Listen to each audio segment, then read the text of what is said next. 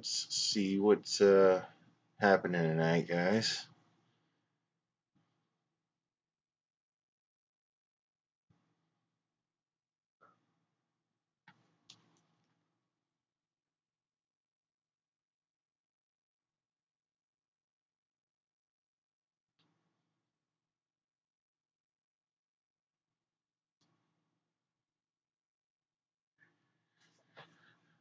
All right, so got this thing I'm going to talk about tonight. AD. Uh, it's I'm going to talk about a couple of things tonight, but I yeah, I'm going to do things a little differently. Um,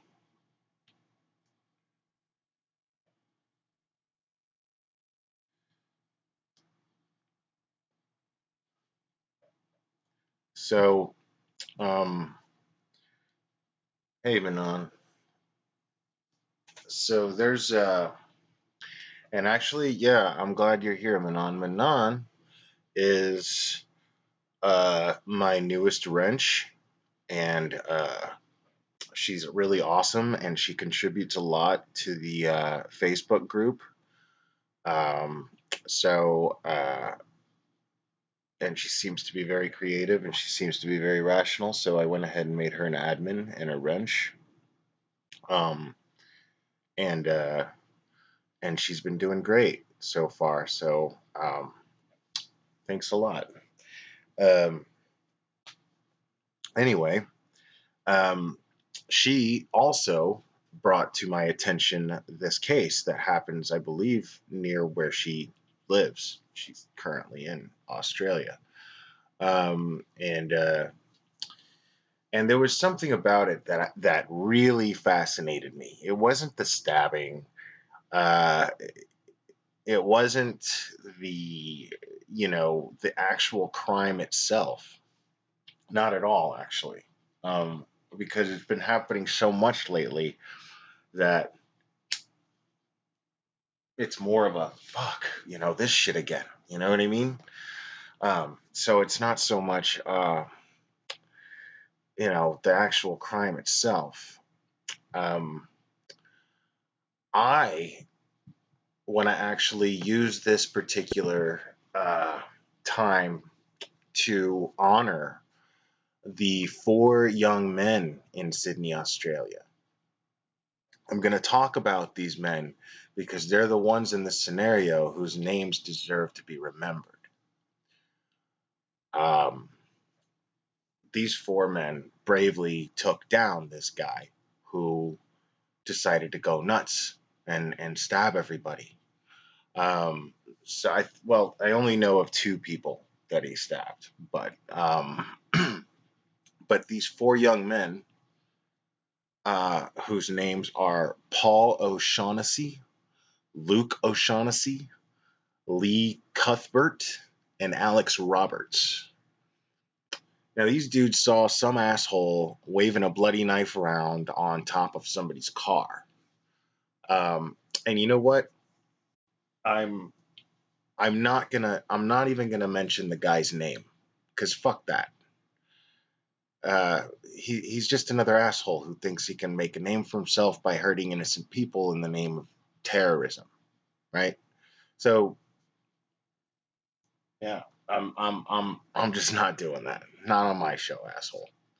So the only names I'm concerned with are these brave young dudes who took this dipshit down and held him with chairs and milk crates until the cops got there. Like Luke, Paul, Lee, Alex, if by some chance you ever hear this, I want you to know that you've got a few of us out here on the other side of the world who think you are fucking rad.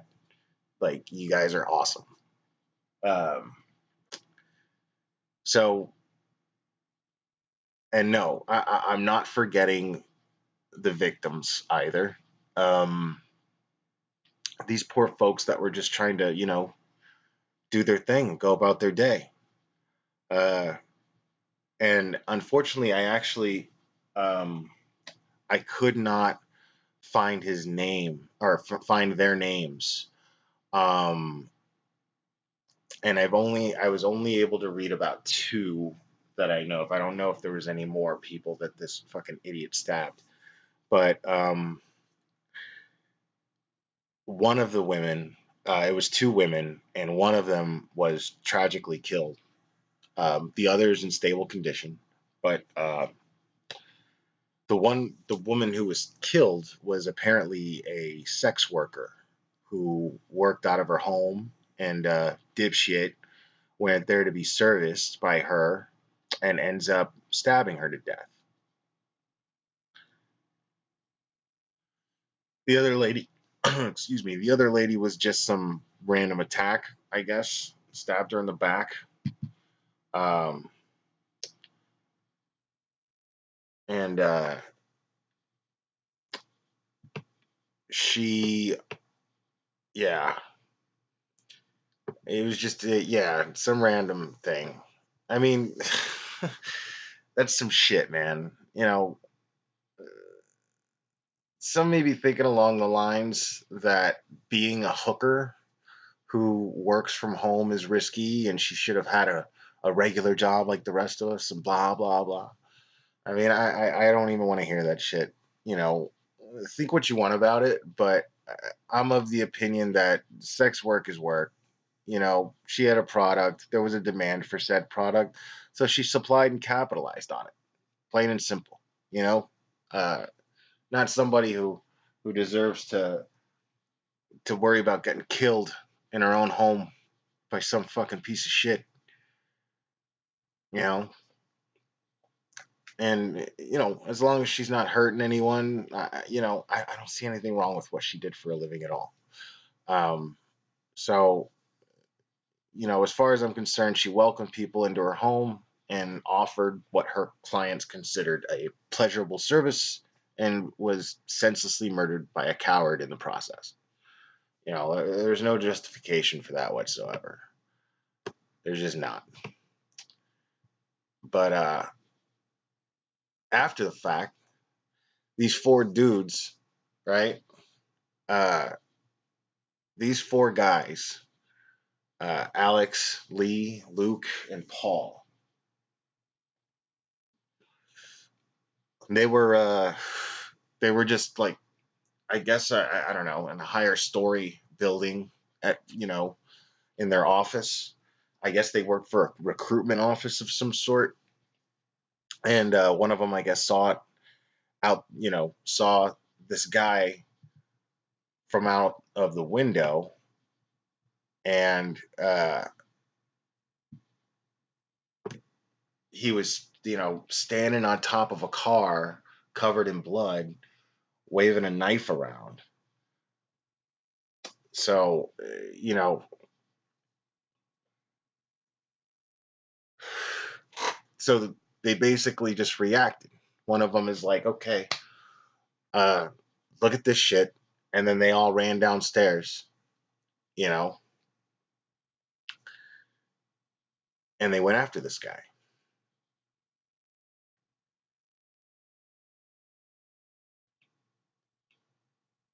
I mean,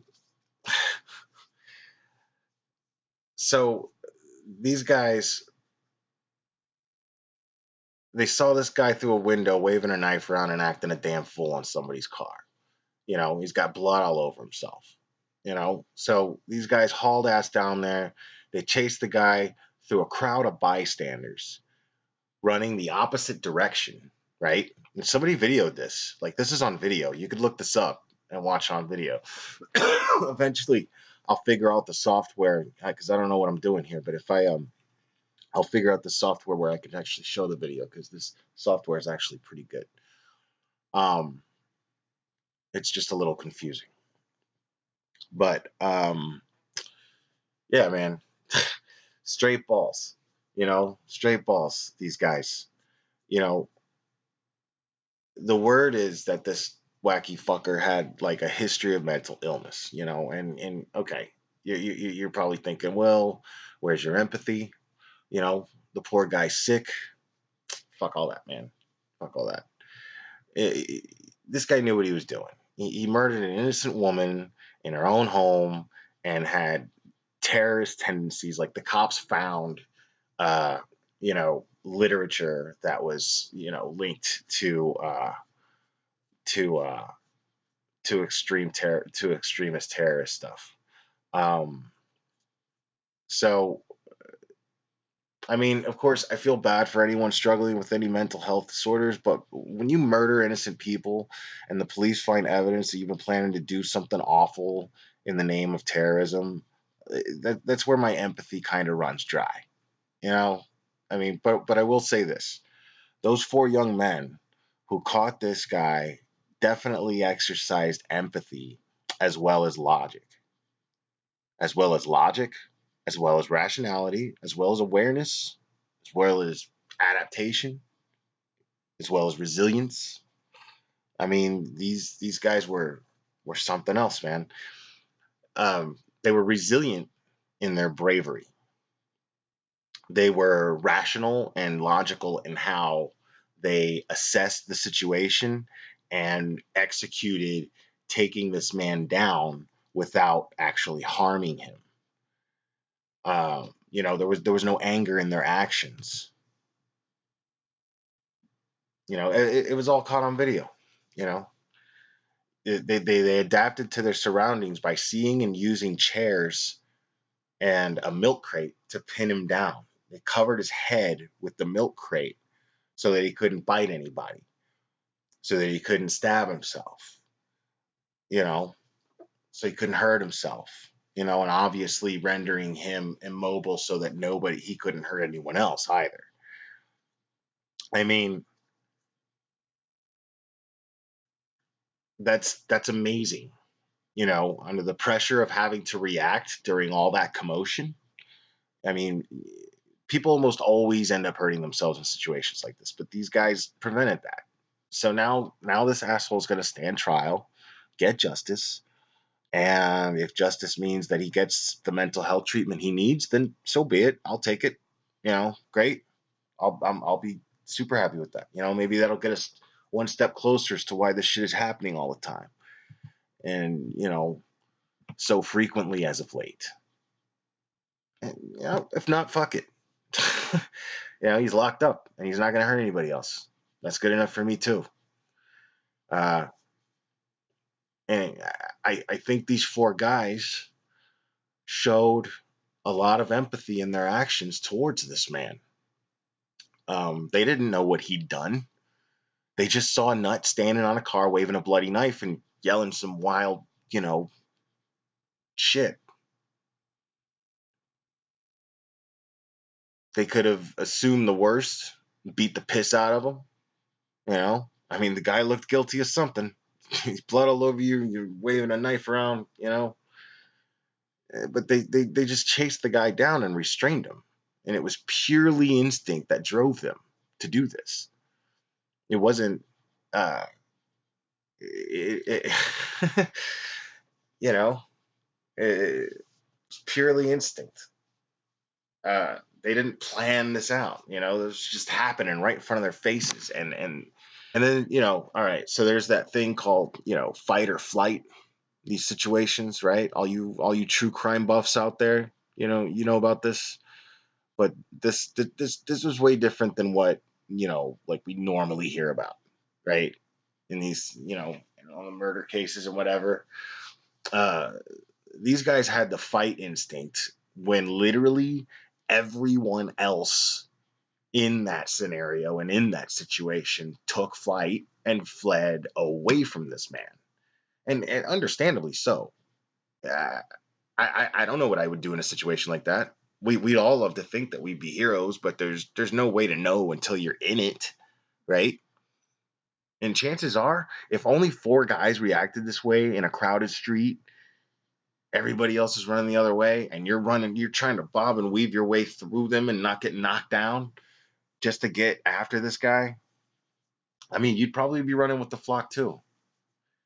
If I see a dude waving a knife around and he's covered in blood, that's gonna scare the shit out of me, man. That is gonna scare the shit out of me. Like, I don't care. You know, it's absolutely the case. That's gonna freak me out. So, so Luke, Lee, Alex, Paul, from all the way here in the good old US of A, man, my hat's off to you. Much love and respect to you guys. I mean, that's the thing is we never ever. I'm not even gonna say this dude's name. I'm not even gonna say it. He's a young guy, you know, uh, but it sounds to me like he's just a fucking, just somebody pissed off because things aren't going the way they like it to go, and they don't know how to fucking adapt, you know.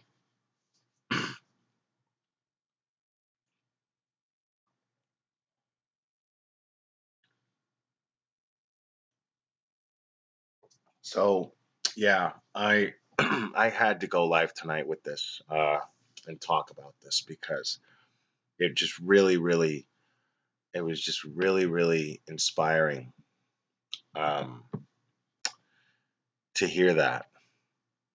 You know, you're just there at work, you know, and they said the typical hero thing to say. They're like, you just don't think in a situation like that, you know. He said something like, I saw this shit going down, so grab the troops and you go. That's what he said.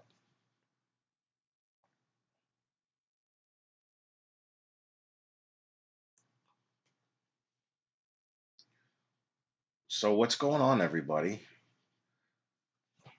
I guess this is my thing where I'm doing like late night stuff. Um,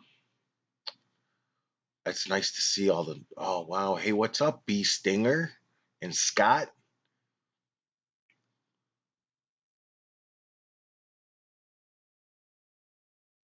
Yeah, man. I'm trying to catch up on the chat here.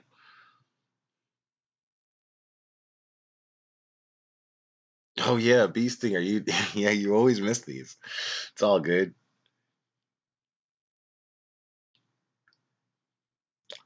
Yeah, that was another thing. That's true. A lot of you guys are actually from Australia.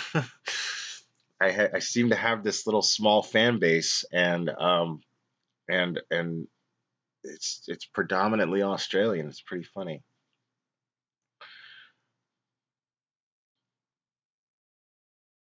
Yeah, the fucking the milk crate for the win, Manon. That's damn true, man. I mean, that was like genius. They Hannibal Lectered this dude with fucking shit they found in the street. You know what I'm saying? Like they like totally. I mean, this it was tactful, man. It was tactful, tactical is what that was. I mean, that's insane, dude.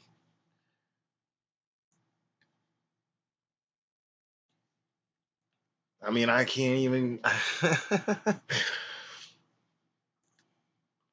What's up, James Johnson? James D. Johnson?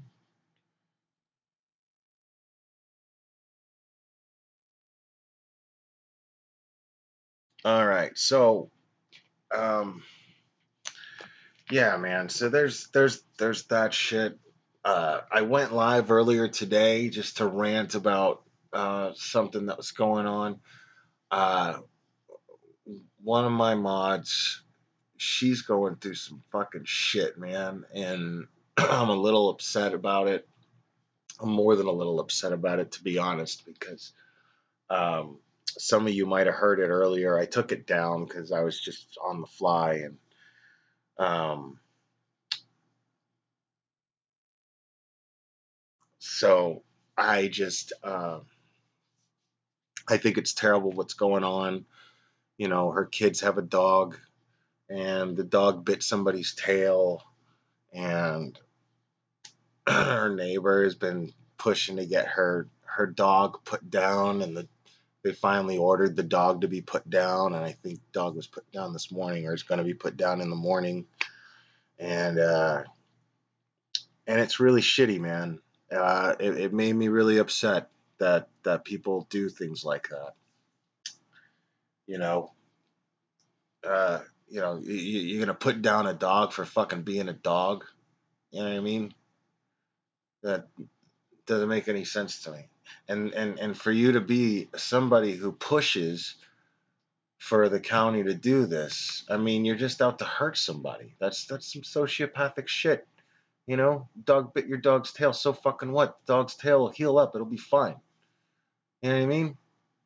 Like, if it's the only incident, now I almost kind of get if a dog is repeatedly attacking somebody's kids, shit like that. I kind of get it. I don't think I could ever push for a dog to be put down for something like that, even if it bit one of my kids. But I kind of get it. Uh, but I just think it's some fucking cowardly fucking shit to do that to your neighbor. You know what I mean? Your neighbor's kids. Like, that's some low blow shit, man.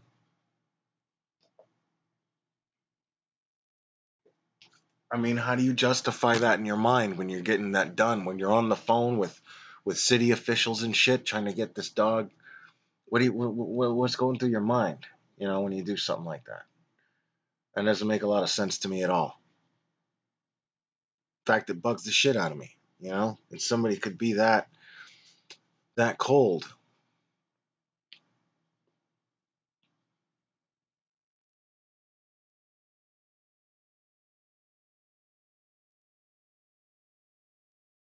Eric G. Wow, man, that's a really nice thing to say, man. Wow, thanks a lot. Yeah, yeah, Shannon. Um, yeah, that is fucked. That is fucked. You know. And then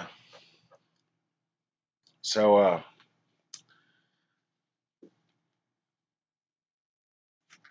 let's gonna talk about this dude. And I don't feel bad talking about it now, but I was gonna talk about this dude. And I worked with this dude for a while. Worked with this dude.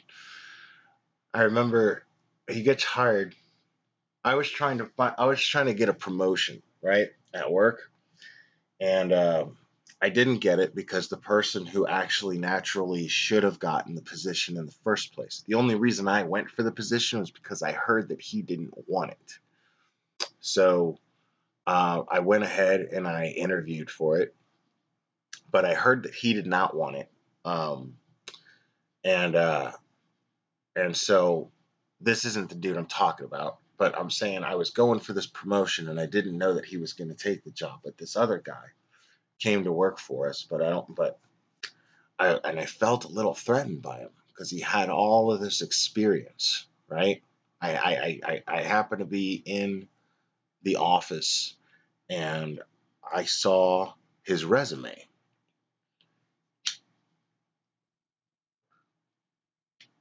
And the dude had all this experience, right? Like he was a manager for this place and a general manager for this other place and blah blah blah. And so I felt a little threatened by him, and and I was worried. And when he came into work, you know, um, when he came into work, he was just not. He was hardly productive. He talked a lot, but he didn't actually produce. You know what I mean? Um, and he tried to come off as a leader type, but he did this mostly by talking and not doing. And so what happens when somebody does that is your coworkers, you and your coworkers kind of collectively notice this over time. And you just slowly start to lose respect for this person, right? Um, and this is just one of those dudes, man. He was annoying as shit. Like some of you guys that are in the group, you saw a meme I made of me like sitting in my office, like rubbing my head because this dude and some other dude were sitting there talking about tattooing their scrotum. You know, stupid shit. Like, um, like, like one of them was saying he wanted to get the words "honey roasted" tattooed on his scrotum. Like I had to shut the door and sit in the office and breathe because I was exposed to such stupidity. You know, it was irritating. Uh,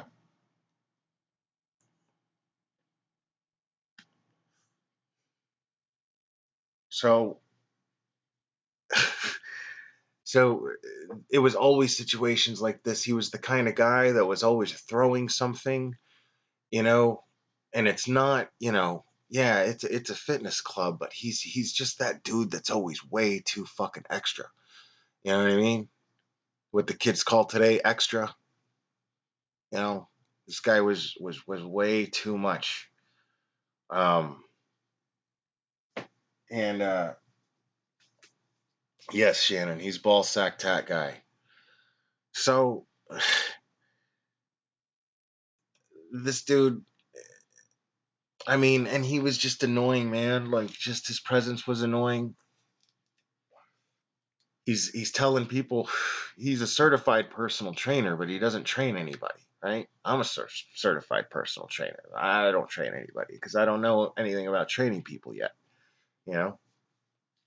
But he just talked and talked and talked and talked, and and there was this guy that I ended up starting to train. I don't know what the hell happened to him. I guess he quit, but um, he was talking to him, and he was saying how uh, a certain workout routine and that he was recommended to by somebody. And this guy took the time to wrote it all down for him. And he's like, oh, and then this idiot starts talking about, well, I'm a certified personal trainer. Tell me what he said and told you to do, right? So he tells him, and he's like, no, that's all wrong. And he's like, yeah, but I'm like, okay, well, what does this guy do? I interject in the conversation. I'm like, what does this guy do? Is he a trainer? And he's like, yeah. Um, and he's also got a master's degree in physical exercise, in exercise study, right? so so I'm like I think that's the guy you should probably be listening to, man. Not this dipshit over here. You know what I mean? Like this is the guy you should be listening to.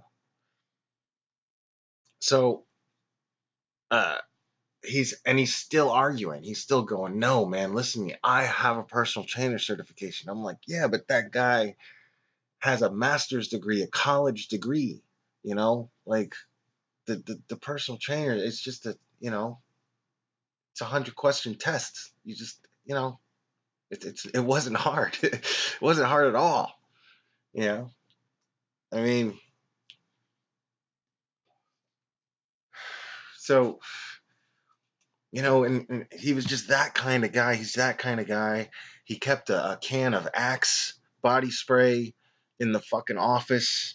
And, you know, so the office always smelled like fucking date rape. And it just got me irritated all the time. But here's the thing about him, right? Here's the thing about him. This is where the empathy kind of comes in, right? Because he's got he's real good looking guy, and he works out and everything, and he takes care of himself for the most part, I think. I suspect that he has a bad drinking problem because I mean he acted really irrational. He behaved really irrationally when he left the job. So, yeah, man, Axe is fucking gross, man. I mean, I used to fucking douse myself in that shit when it first came out when I was like fucking 20, right? And then, I don't know, I just stopped. I felt like soap was good enough for me. I'm not a cologne guy. I'm just not that guy, man. Uh, so, but the reason why I have some empathy for this guy is because he has a handicap. He has a physical handicap. He has I think he was born without a it's either the tibia or the fibia. But it's down there where his calf is. So he's born without a certain bone there. So he walks with a crooked foot and a limp. You know, very distinct, very noticeable. Um, and you know, and yeah. So I just suspect that he was constantly. I feel like he was very self conscious about this, and he was constantly trying to overcompensate. His behavior was that of somebody trying to overcompensate. You know, he was tried really hard to be the loudest presence in the room. You know, um, so I felt bad for the guy in that sense, but I mean, it was just ridiculous.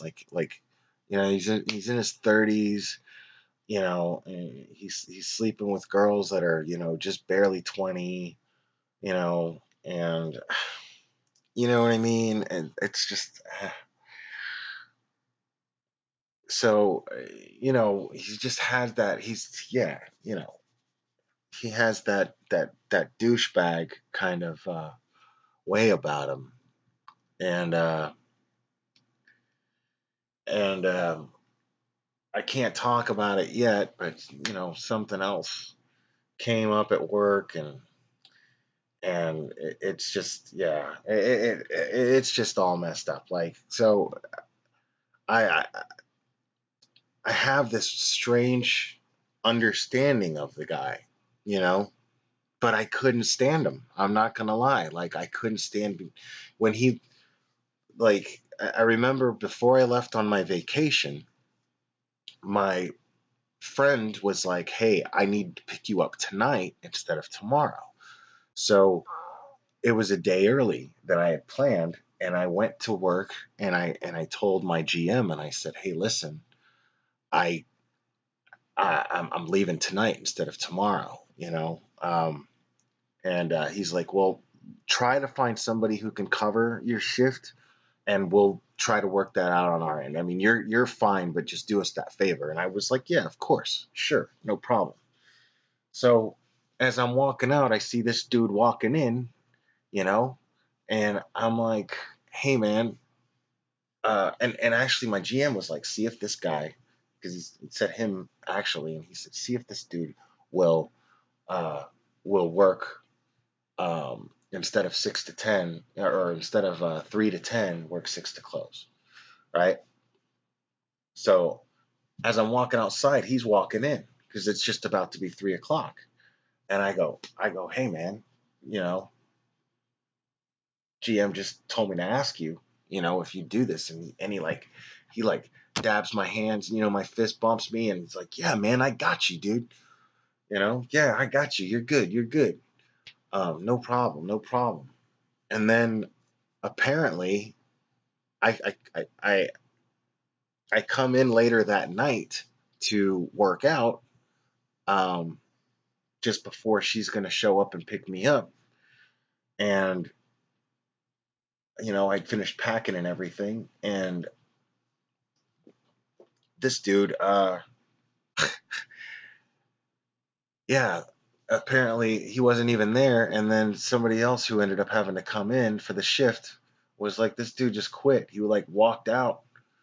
He started calling the place and yelling at people and just acting a fool.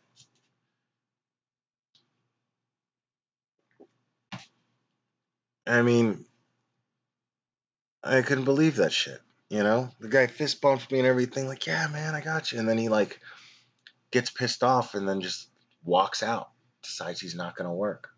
And we're talking about a dude who was constantly trying to get out of work. This guy didn't want to work at all. It's like it's why I don't believe his resume, because this guy did not have any leadership qualities whatsoever. He had none, you know, and and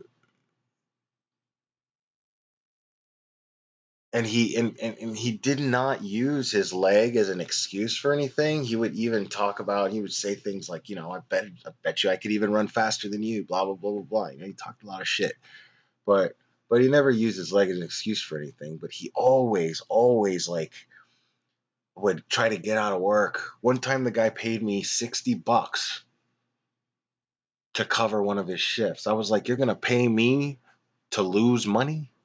You're gonna pay me so you can lose money? Yeah, sure. Yeah, I'll, I'll take that. Ridiculous, man. Just ridiculous. Uh, so, um, yeah, there's something else kind of unfolding, but you know, it, yeah, I get lost on people like this and people's behavior, you know, um, because at this point in your life, you gotta know that you're behaving in an irrational fashion. You have to know that you know, I mean, you have to be aware of the fact that you're making your environment that people are kind of forced to be in because they work with you. You're making it really uncomfortable for them. Um, you know, I mean, bum leg or not, you know what I'm saying? Like, you got to know that you're treating people carelessly on a constant basis. You know, apparently he wanted more hours. Apparently he wanted more hours, but yet he didn't want to work. So he got mad that they wouldn't give him more hours. I mean, that's not, you know, that's not how you get more hours. You get more hours by wanting to work and showing up and doing a little bit more than the other guy, or a lot more than the other guy.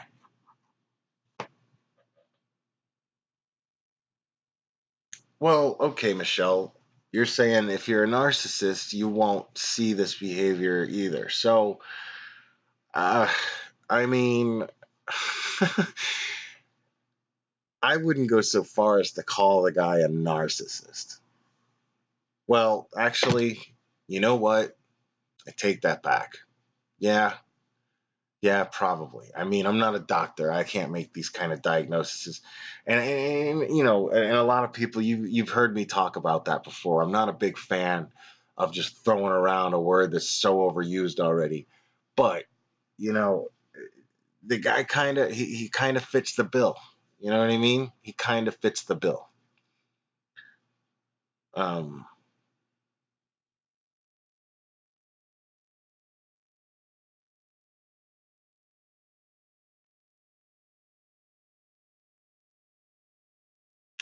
right, Manon. That's the thing, is his behavior was extremely juvenile, like 90% of the time. And I tried to get along with the guy. I I did something that I never ever ever do, where I actually went to management about this guy because everyone was coming to me saying, "How does this dude still have a job?" Right?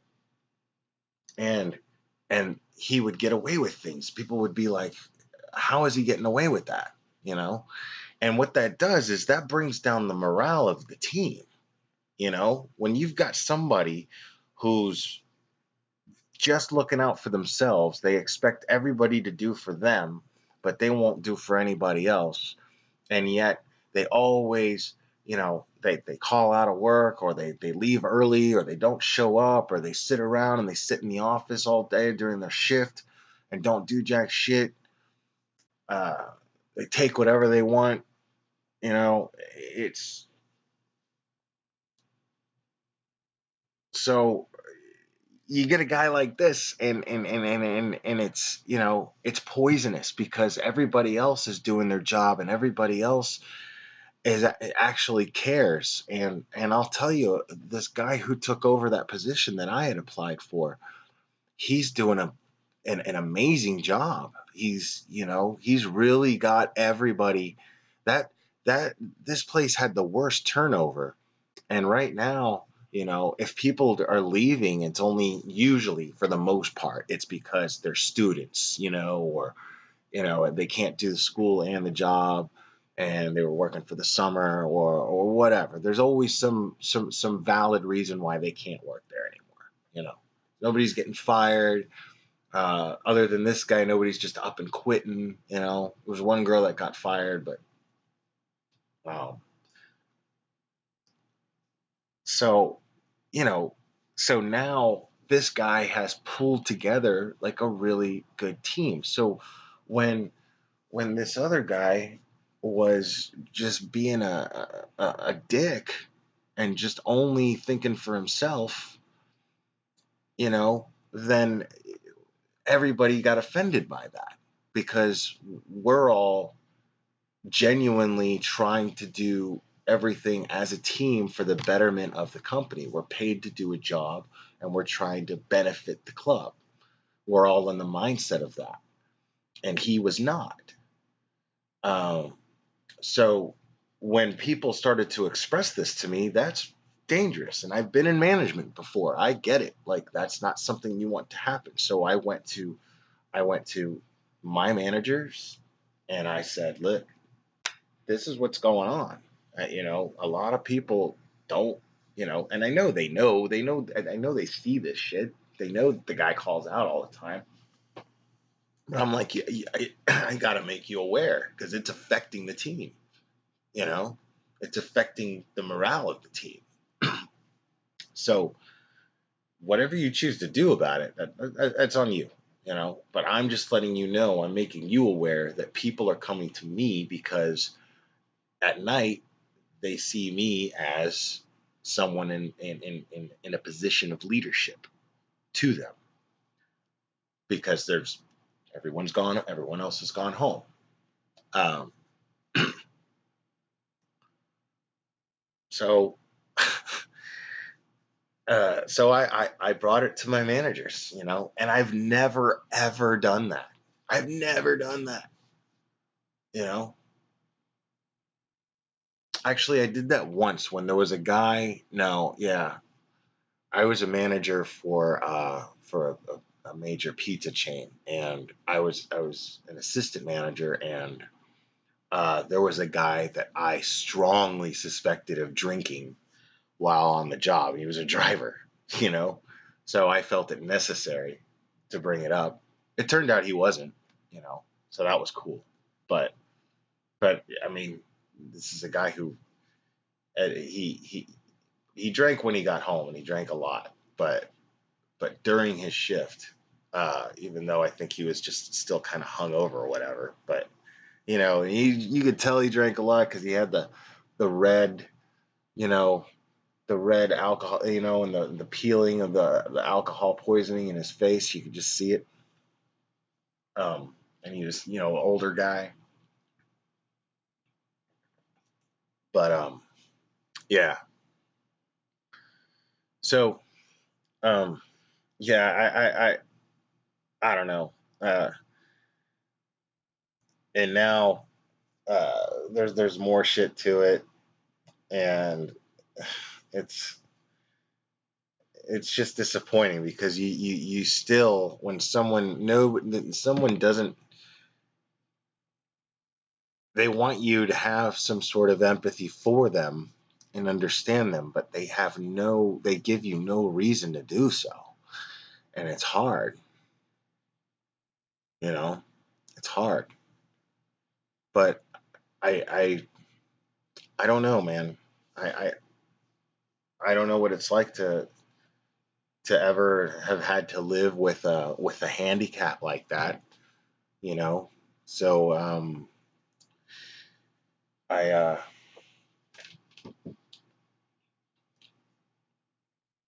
but This guy never, he just did not pay any respect to anyone at all, you know? So sometimes that job just kind of gets, you know, and what's funny is it's an easy job. It's a fun job. I love the job. I love it because it's funny because we're in customer service, and I realized something about being in customer service because I can't fucking stand it, man. I hate being in customer service. It drives me crazy. But the thing is it's a fitness club. So my customers are customers that I see almost every day, if not every day, right? So it's the same people, right? Like treating a total fucking stranger like they're the greatest thing to ever happen to you because you're getting paid some shitty amount of money, that feels like shit. And I don't like doing it, you know? But when it's people that I actually know and I talk to on a daily basis, for some reason there's a different vibe to it. So I actually enjoy it. You know, I genuinely smile and I genuinely joke around and I genuinely, you know, interact with these people, you know. And so, you know, I'm happy to make them smoothies and I'm happy to help them with their lockers, and you know, I'm happy to do all that stuff. You know, I'm happy to clean up after these people. You know, they're you know, they're cool people for the most part, the ones I actually interact with. So so I take a lot of pride in my job, even though it's not much. Um, but but it's a means to better things. It's a means to better things. But I love that. I like dealing with the same people. Um, so I learned that about myself. I learned that the reason why I hated customer service so much was its lack of it was the phony appreciation for a total stranger. You know what I mean? It was so impersonal. It's weird. It's funny because I realized that I actually like doing things for other people. I just prefer to do them for people that I know a little bit, and I get to know, and I'm happy to see, you know, on a daily basis. I enjoy doing nice things for people. Uh, and and and I always was bummed out because I thought that I hated that. I thought that I couldn't stand that, and I thought there was something wrong with me. I thought I was a dick because I couldn't stand doing that, right? You know, which turns out I'm kind of a dick, but I'm not that kind of dick. So I don't, yeah, I honestly, genuinely don't mind doing nice things for other people. In fact, I enjoy it. I love it. Let's chat a little bit.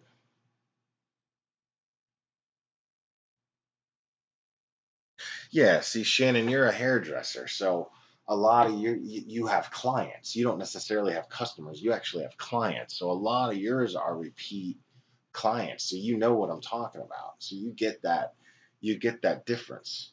It's not like, you know, you're just cutting strangers' hair, you know, every single time.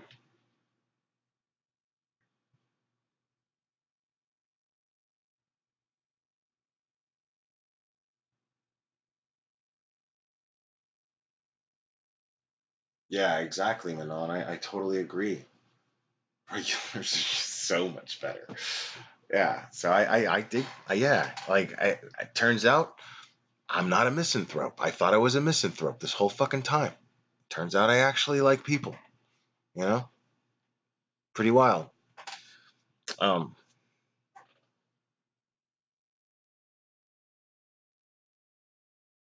that's sweet of you to say, Maria. Um, I think I can be kind of a dick though. Um,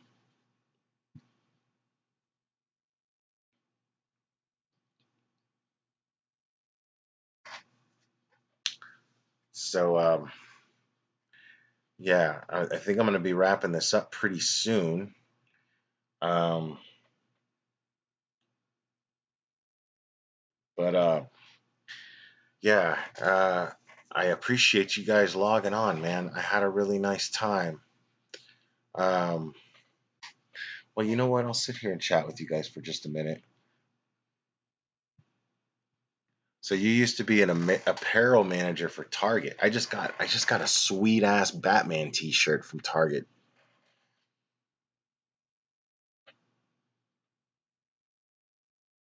What's funny is I've had two others of the same shirt and I always lose them. But I think I'm gonna hold on to this one for a while because I'm low on T-shirts. I lost T-shirts on this trip. I lost my favorite Mountain Dew shirt on this trip, and I'm kind of pissed about it. It happens. Um, oh, thanks, Michelle. Yeah, I missed everyone too. Um, I've been kind of winging these lives a little bit. And I've been doing it just to kind of get to know everybody, and I've been having trouble with the software and everything. You'll notice that the sound quality is not all that great right now, and I apologize for that, but that's just because my mic took a shit. And so I'm gonna have to get another mic, and but so I'm using the one that's built into my PC right now, which I'm not too crazy about. Uh,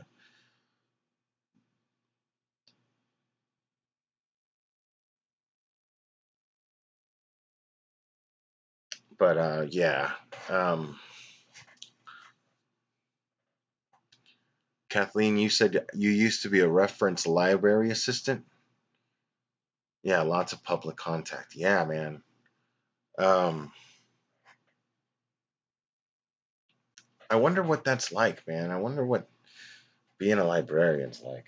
I don't think I could do that. That would probably drive me fucking nuts.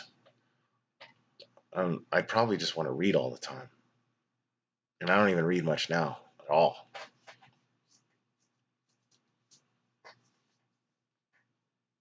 I'm not a big reader. I uh, I read when I worked at the tattoo shop. You know, there wasn't a lot to do. So I would I read a few books. Somebody it was a friend of mine. That was a cool thing. Is a lot of friends would just pass by the shop and just shoot the shit with us. And a friend of mine, she would actually read books and then drop them off to me, and then I just read them on my free time. And I read. It's funny. I read a few Chuck Palahniuk books. Is that how you say it, Chuck Palahniuk? I've only read his name. I've never heard anybody actually pronounce it, but I read a few of his books, and those were fun.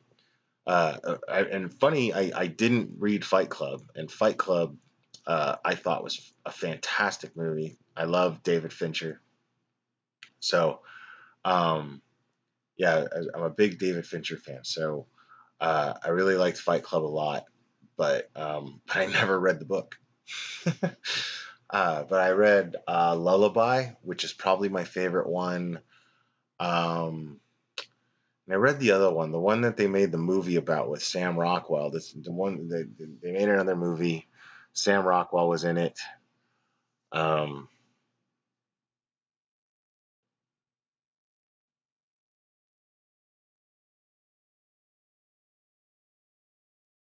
and yeah, I can't remember what the hell the name of the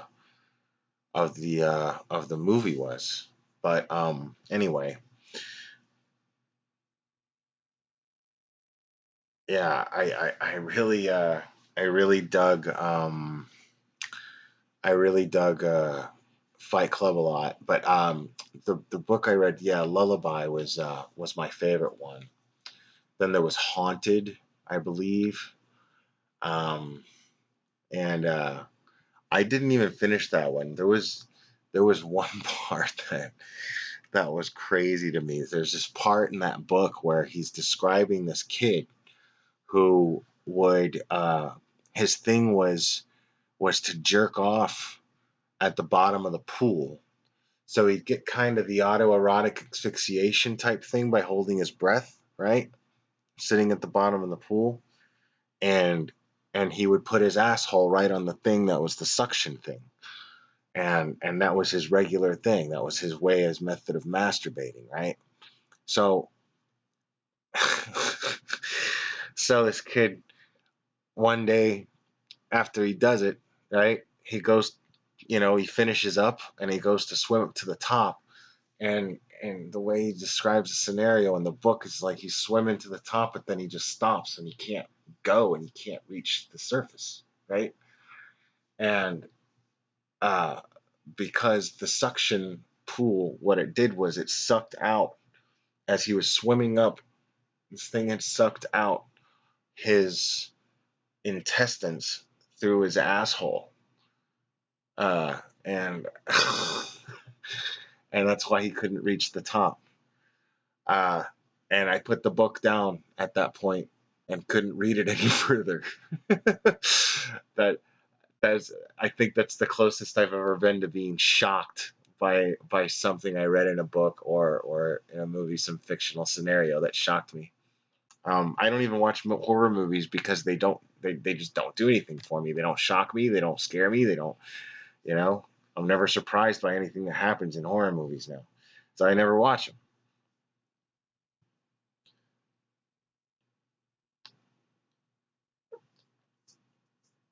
Yeah. Yeah. Shannon, I was talking about this book, this Chuck Palahniuk book called Haunted. Uh,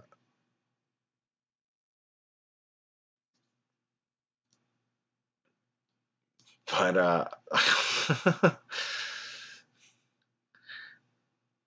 yeah, that Menon, that was, yeah, Chuck Palahniuk did that stuff, man. Like I like his books because he would really, like, if you notice that in Fight Club, and I can't, it's funny because Fight Club the movie did this a lot, where you noticed how he's discussed, like he would go into these details of how things get done, like when Brad Pitt asks Edward Norton, did you know that mixing components of sawdust and orange juice concentrate, you can make napalm? And, you know, those kind of details, Chuck Palahniuk would really go into those kind of details on things in books, like crazy weird facts, and detail how they get done and how they get made. Uh, I don't remember which book it was, but he described the character that died in a bathroom from mixing bleach with ammonia, um, and went into this whole thing about it. Like it was crazy. He went into this whole thing, like how it affects and what it does. Yeah. So I really liked his books a lot. I also at the tattoo shop, I read the Da Vinci Code. Somebody gave me that book like years before that, and I read the Da Vinci Code, and I read a lot of books when I was a kid. I read a lot of S.E. Hinton books, um, but somebody gave me the Da Vinci Code, and I read that, and then I was so excited when they made a movie, and the movie fucking sucked ass. So I never read any of the other Dan Brown books.